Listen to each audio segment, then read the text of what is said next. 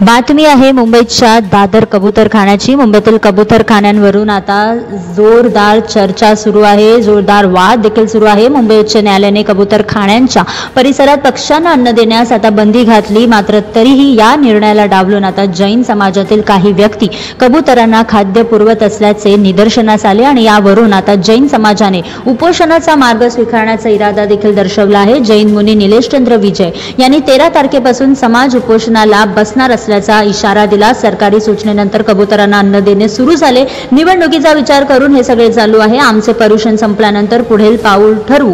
13 तारखेला याबाबत आम्ही अंतिम निर्णय घेऊ आणि आम्ही सत्याग्रह आणि उपोषणाचा मार्ग अवलंबणार आहोत आणि कबूतरांना अन्न देण्यास बंदी घातल्यास 13 तारखेनंतर आम्ही उपोषणाला सुरुवात करू, असे निलेशचंद्र विजय यांनी स्पष्ट केले आहे।